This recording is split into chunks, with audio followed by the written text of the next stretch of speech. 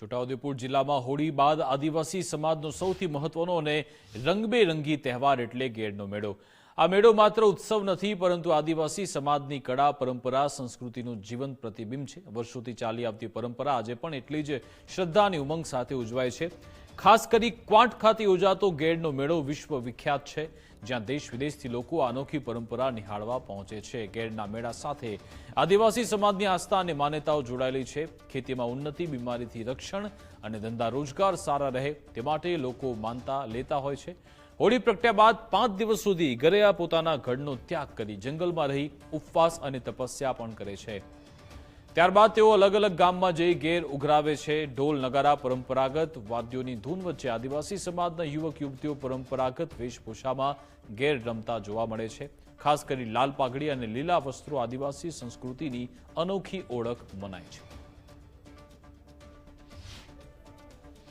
આ આદિવાસી સમાજનું ગૌરવ, રાઠવા સમાજનું ગૌરવ, છોટાઉદેપુરનું ગૌરવ એવો કવાંટનો વિશ્વવિખ્યાત ગેરનો મેળો એ આજે યોજાઈ રહ્યો છે।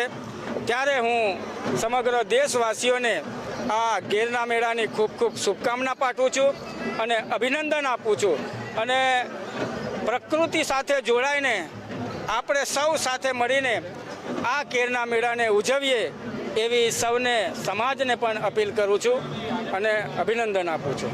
હું ભારત સરકાર અને ગુજરાત સરકારનો આભાર માનું છું કે છોટાઉદેપુરનું ધરોહર અને વિશ્વવિખ્યાત તરીકે આ કવાંટના ગેરનો જે મેળો છે એની સ્મૃતિઓને ટપાલ ટિકિટ પર જે ચિહ્ન આપવામાં આવ્યું છે અને પેજ કવર તરીકે પણ, વિશેષ કવર તરીકે પણ આપવામાં આવ્યું છે, ત્યારે હું ખૂબ લાગણી અનુભવું છું। અને ગઈકાલે આ વિમોચન થયું ત્યારે માન્ય મુખ્યમંત્રી ભૂપેન્દ્રભાઈ પટેલની સાથે હું પણ ઉપસ્થિત હતો અને હું ખૂબ ગર્વની લાગણી અનુભવું છું। આજે 6મી માર્ચના દિવસે 2026ના વર્ષનો કવાંટનો જે વિશ્વવિખ્યાત ગેરનો મેળો છે તે યોજાઈ રહ્યો છે। જિલ્લા પોલીસ પૂરેપૂરી તૈયારી સાથે બંદોબસ્ત માટે સજ્જ છે। ટોટલ 763 પોલીસ અધિકારીઓ, કર્મચારીઓ, જીઆરડી, હોમગાર્ડના જવાનો બંદોબસ્ત માટે તૈનાત છે। હજારોની સંખ્યામાં આજુબાજુના ગામડાના, મધ્યપ્રદેશના પણ ગામડાના લોકો અહીંયા આવી રહ્યા છે અને ઉજવણી શાંતિપૂર્વક રીતે ચાલી રહી છે। એટલે અમારે ઘેરૈયા અમારે બાપ દાદાની સંસ્કૃતિ છે, એવી જ રીતે અમે 10 દિવસથી તૈયારી ચાલતી હોય છે। અગાઉ 10 દિવસથી તૈયારી ચાલતી હોય છે અમારી।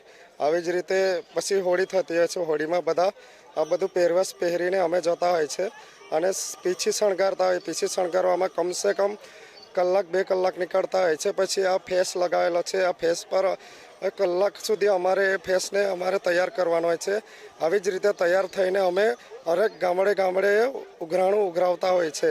એવી જ રીતે પછી આવી રીતે કંઈક અમારા મેળા થતો હોય છે કવાંટ, એ પ્રસિદ્ધ, વિશ્વ પ્રસિદ્ધ મેળો તરીકે ગણવામાં આવે છે। એરિયાને હરેક પ્રકારની સુખ શાંતિ મળે અને કોઈ બી આખા વર્ષની અંદર સારી રીતે આપણા ઘરની અંદર કે ગામની અંદર કે આ આદિવાસી સમાજની અંદર કોઈ બી આપણી દેવી દેવતા છે એને રીઝવવા માટે અને એમને મનાવવા માટે, અને કોઈ બી તકલીફ આવે ત્યારે હોળી માતાને બધું પૂજન વિધિ કરીને એને માફ કરીને એ લોકો વિધિ ગોરફીડિયા અને આ જે બધા મેળાવા થતા હોય એમાં માનતા એ પૂરી કરતા હોય તે ઉઘરાણી કરીને અમે આ હોળીનો તહેવાર દર વર્ષે આવી રીતના ઉજવીએ છીએ અને અમારી પરંપરા સાચવી રાખીએ છીએ। આ જે ઘેરનો મેળો છે, અમે એવી રીતના દર વર્ષે પણ ઘેરના મેળામાં અમે મેળોની ઉજવણી કરવા આવીએ છીએ।